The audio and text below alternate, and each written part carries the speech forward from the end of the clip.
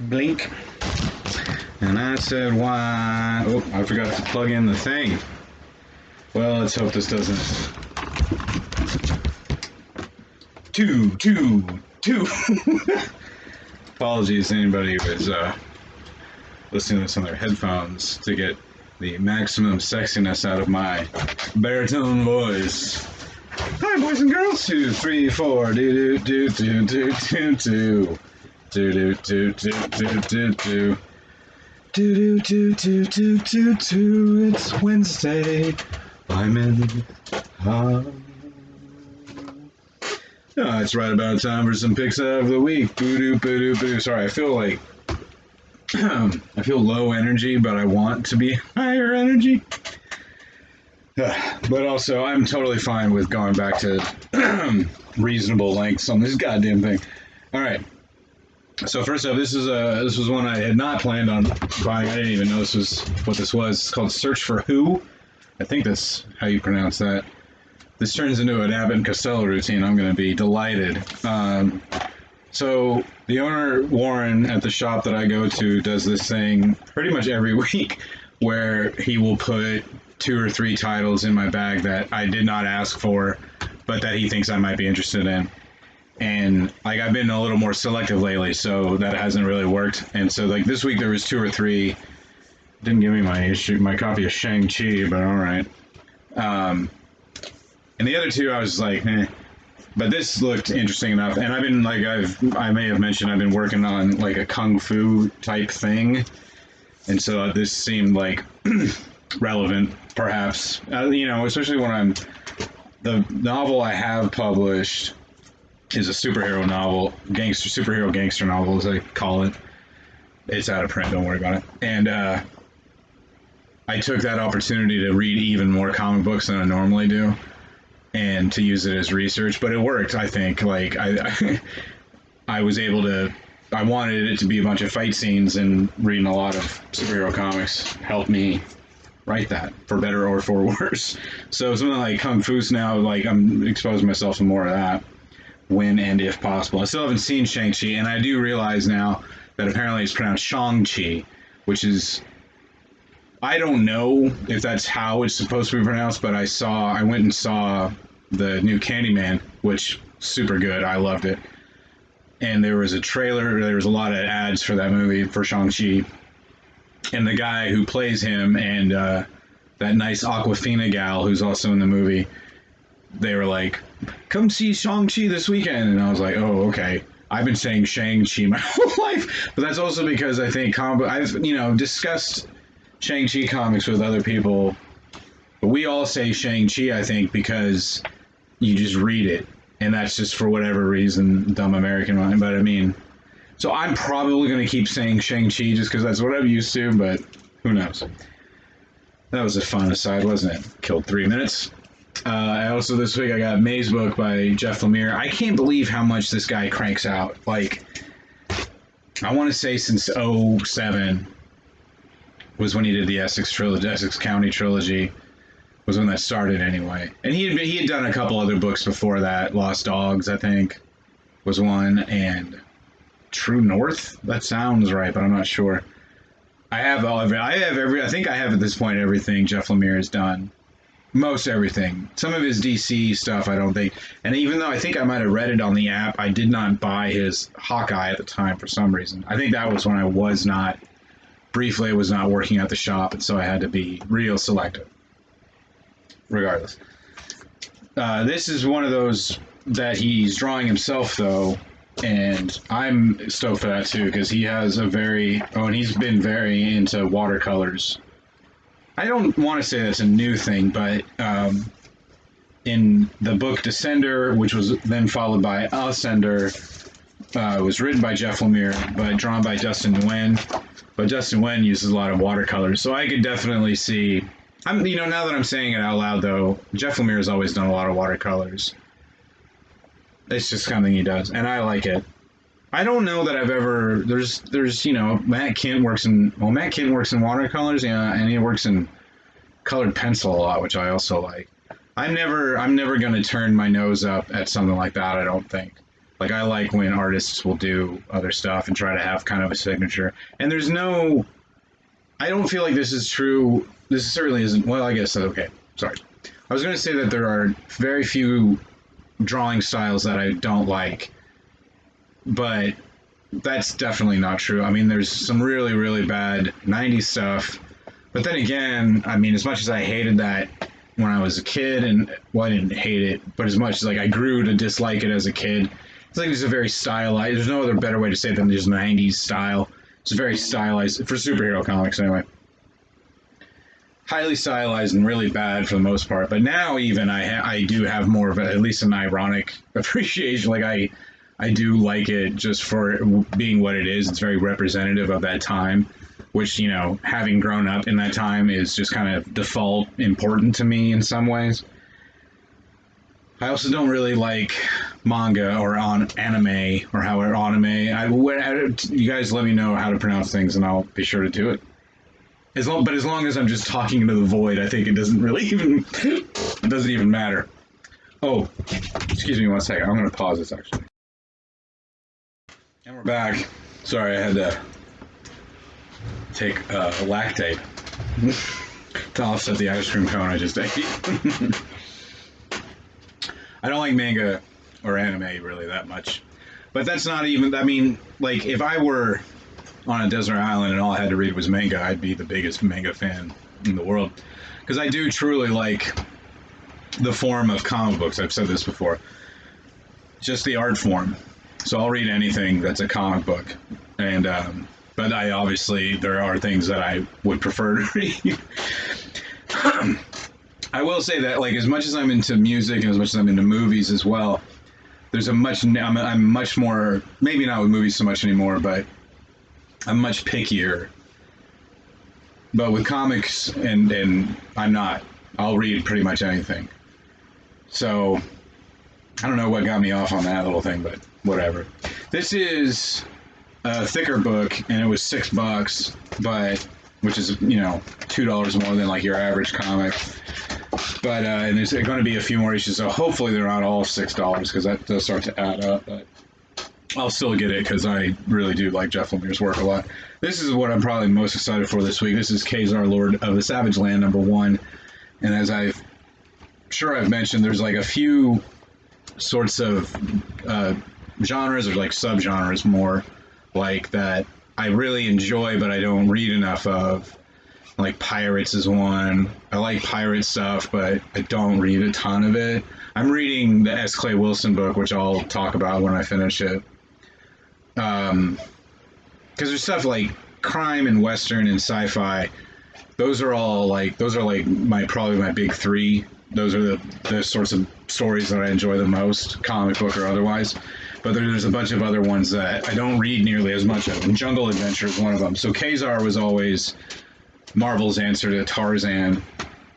The Savage Land, if you're unaware, is a prehistoric land where there's still dinosaurs and stuff, and it's like a rainforest, not a rain, like a jungle, and it's in a pocket of Antarctica. Like it's somehow the physics of it are ludicrous, obviously, but that this little part of like this little bubble of the crustacean period of the Cretaceous or the Jurassic or whatever it is preserved. And Ka-Zar, very Tarzan-like, is I think he might be English even. Maybe he's American. No, because he's Lord. Yeah, I think he's English. Kevin something is his actual name, and he got stranded in the Savage Land, and he grew up to become the Great White Hope. Yeah, there are like indigenous tribes in the Savage Land, but like I say, there's also dinosaurs. And now that I'm thinking about it, I think the Savage Land itself was a ripoff of The Land That Time Forgot, or The War That Time Forgot, which was a weird war comic that DC did in the 60s, maybe into the 70s. And it was pretty much what it sounds like. It's like there's this, it's not the Bermuda Triangle, but it's something like that. It's like these pilots or these other soldiers will somehow get lost and end up in this strange land where there's also dinosaurs, but then there's like Nazis and stuff like that too. So they're still fighting World War II in this forgotten era of the past. But then it's really cool because you see a Tyrannosaurus eat a Panzer tank.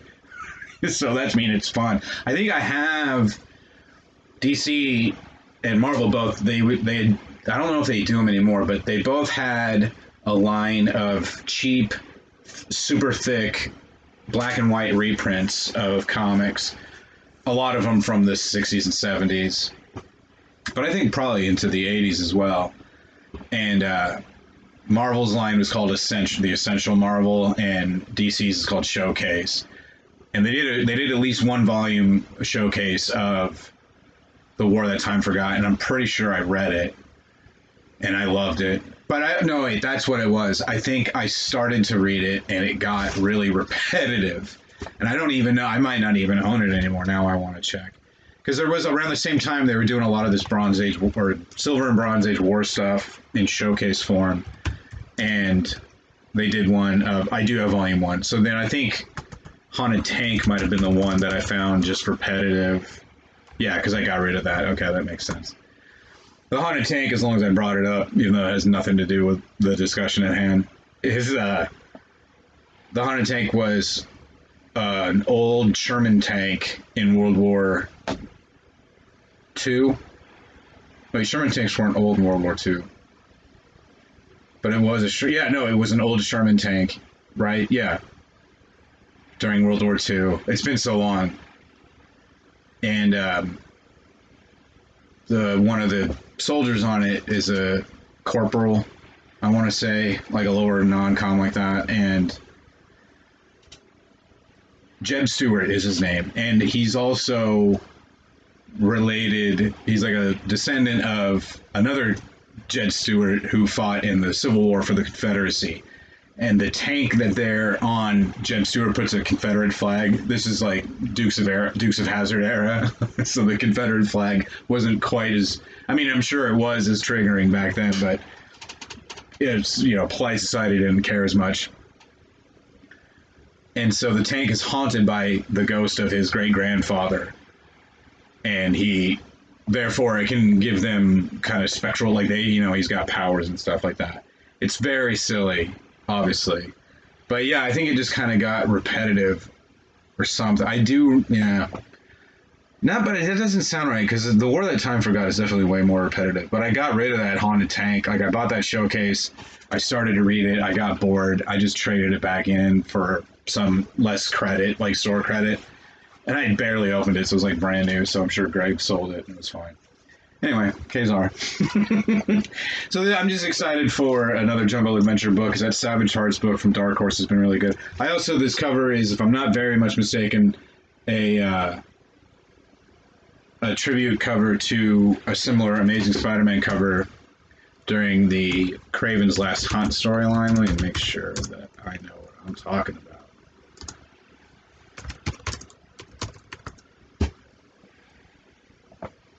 Yeah, it's not exactly.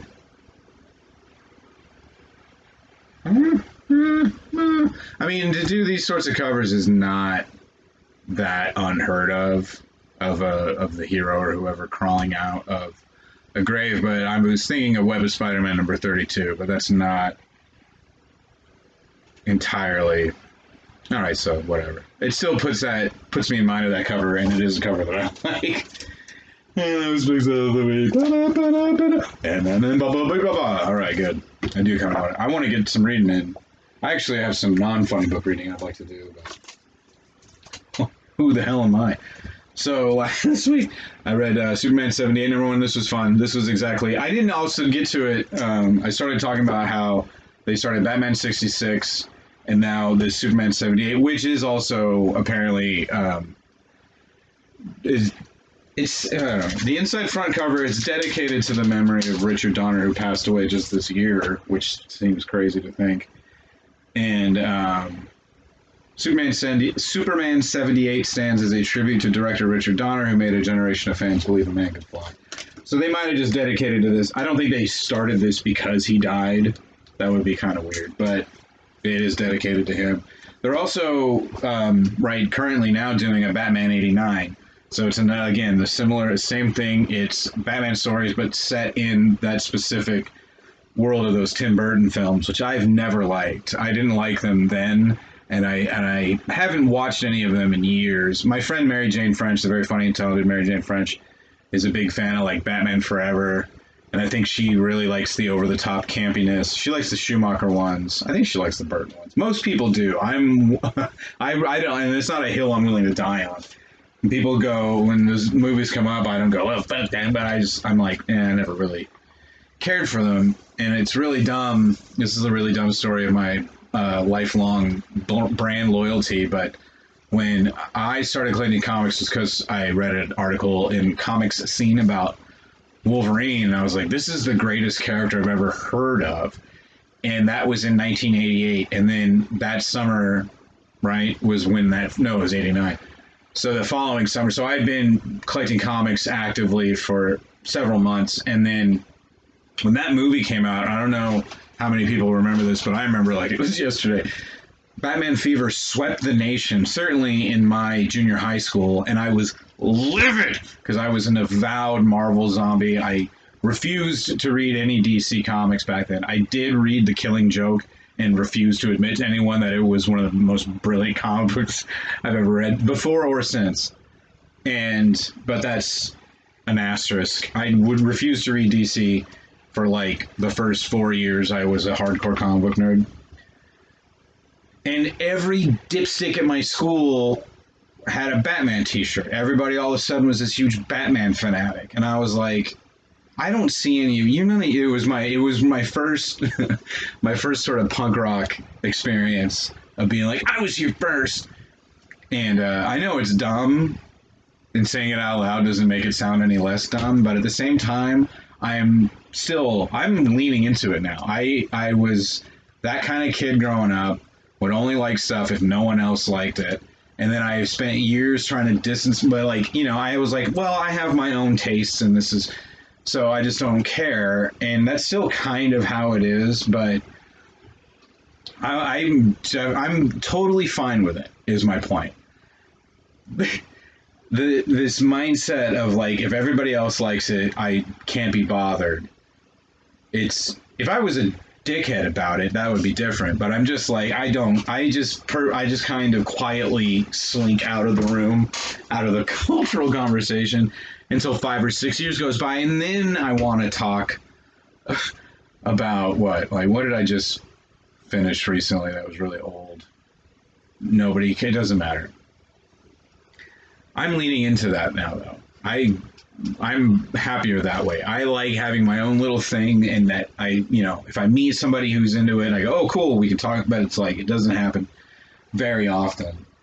And so, yeah, Batman was my first thing like that. Like, oh, you guys all like Batman? Well, guess who does not like Batman? I did actually also, at that time, the Fox station, local, I don't know if this was in every city, because this is back before Fox really became a network, and I think it was just a local LA station at the time.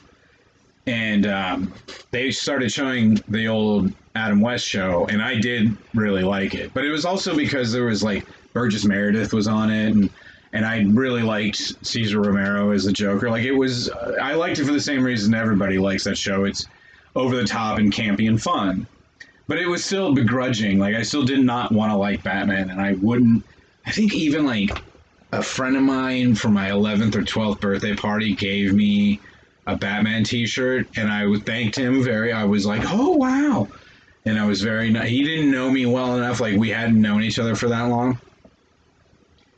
And then we didn't even really stay friends for much longer. I think because we ended up going to different schools eventually. But I very politely thanked him, and then I put it into a drawer, and I never wore it. It was, even if I liked it, was a really tacky looking shirt, as most shirts were in the 1980s. I also read this Midnighter annual. Now, this was a lot of fun, and it was really good. It was Becky Cloonan co-wrote it with somebody else. And then Michael Avon Oeming, who drew... Did he draw Invincible? Or am I thinking of something? He drew something else with Bendis, but I never read it. This is some of the few Bendis stuff I haven't read. So, it starts, like, kind of in medias res, as they say. but the action was already starting. And then a few pages, like it starts in the kind of the middle of the story, but it's immediately it's like, oh, it's like a time travel thing. So then it says passenger the conclusion at the top.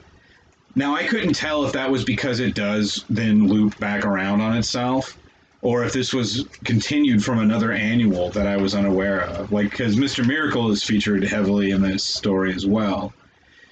And the answer is, who cares? I'm not going to hunt down the Mr. Miracle annual. I mean, if I run across it in a cutout bin and I go, oh, I don't have this, then I'll buy it. But it's like, I don't, like with these DC books, it's like, oh, great, a Midnighter book. That's not Brainiac or Metal like I thought. It's the villain of this story is a guy named Trojan.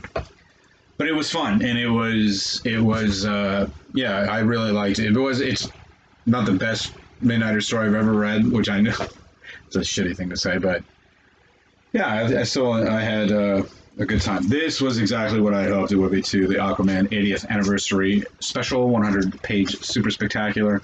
A lot of stories from like different eras of Aquaman, though certainly not all of them, and like a lot of writers and creators who have worked on the book before. No Peter David, unfortunately. That was always one of my favorite runs. Yeah, so just really, and there's also like, it's kind of gotten me in the mood, because there's a Black Manta is getting his own title, who's one of Aquaman's major villains, and he's got a series coming out. And right now in canon, his son is Aqualad. That's the thing, is I really like Aquaman, but I don't know that, and I haven't even read that much. I certainly haven't read it. There is an Aquaman showcase that I want to just get. There's so much stuff I want to get that I can't justify, especially being broke right now, but just also having so much stuff to read. And even though I read a lot, it never feels like I get through any of it. You didn't come here to hear about my troubles. It is very warm in this studio right now, too. Can you get the air? We're all out of air? Okay. So yeah, it's really wet my whistle for more Aquaman stories, though, so... Yeah, but that's not. I mean, when Aquaman kind of like I bought the last time I bought Aquaman Monthly was when Dan Abnett was writing, and then Kelly Sue DeConnick took over. And I have enjoyed her work before, but she's not for me a solid enough writer for me to buy like anything she does. But I mean that I will eventually read, but I'm not in a hurry. And then finally, I didn't talk about this last week, but this was in the stack I read last week. This is The Dark Ages #1, and it's written by Tom Taylor and drawn by Ivan Coelho. Now, I thought this was going to be like an event, and it's still I don't think there's any tie-ins I think this is just its own standalone miniseries, which is not, Marvel does these things sometimes, the way they market their books is they'll kind of have like little teaser ads. And so there's been all these ads in Marvel Comics lately and in Marvel previews and stuff. It's like, oh, The Dark Ages is coming. And now that I'm saying it, I think there might be some tie-in books, so therefore that would kind of qualify as a little bit of an event. But this is not canon. This is like already just right off the bat, it's in an alternate dimension where there's this massive... I don't know what monster, I guess, would be the best word, but like there's this, I don't know, I have to kind of refresh my memory, but there's this incredible dangerous creature that almost destroys the whole universe. I got it. No, I'm just talking through my hat at this point. Okay. This is almost like a Doomsday thing. Doomsday is who killed Superman. So there's this machine. 10 billion years ago, a living machine was created. That's how far back maybe we'll find out where exactly it comes from. But right now, it's just come out of nowhere like Doomsday did. And it was... Oh, right. So it was made to stop the universe from decaying, to stop entropy. And it would eat black holes, but by doing so, it was destroying the universe. And so finally, the Living Tribunal had to subdue it. The Living Tribunal is a major cosmic force in Marvel lore. and so he couldn't kill the machine, he couldn't destroy it, but he imprisoned it in the core of a planet that was just starting to form, and it turns out that that planet was in fact Earth. Whoops. So now this machine, which I don't think they even name, is waking up, and so is causing these massive earthquakes everywhere. And so a bunch of the superheroes get together, and also in this one, Peter Parker and Mary Jane Watson Parker have a daughter, like a toddler, who's spider powered, and so that's new. This isn't like Earth 2 or whatever, M2, whatever universe that is, the Tom DeFalco universe. I'm already blah blah blah. This is the last one. So a bunch of the heroes have to go to try to stop this thing, and Doctor Strange or like a few other, I don't want to give away too much, but some major deaths happen, and there's been an EMP, a global EMP. That's how they had to stop the machine, was a global EMP, electromagnetic pulse. But it ends up killing all the electronics and all the machines, I guess, in the world. So that's hence the Dark Ages. So now we have Susan Richards, the Invisible Woman, Peter Parker, the Amazing Spider-Man, King T'Challa, King of Wakanda, the Black Panther, Anthony Stark, the Iron Man, and then this formless mass that I'm not 100% sure. I think that might be the Thing, but I honestly can't tell. And I think that's on purpose.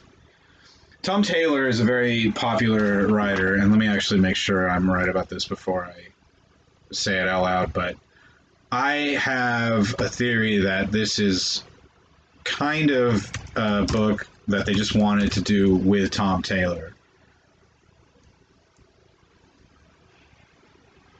Okay.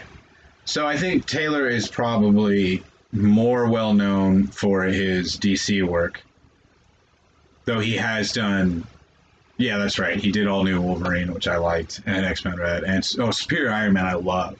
So he has done Marvel stuff, but it has been a minute, and he is mostly known for his DC work, Injustice particularly, and Deceased, which is another, like a somewhat recent. I thought he did that Mr. Miracle, but I think I get Tom Taylor and Tom King mixed up. That's what it is. So yeah, he's still. He wrote all those Age of Resistance Star Wars specials too, which I only read those on the app though, because that's not as much my era.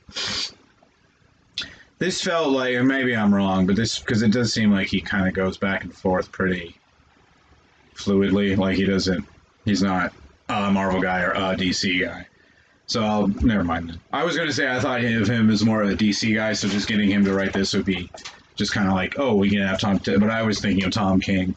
I think it'd be great if Tom King wrote an event for Marvel though.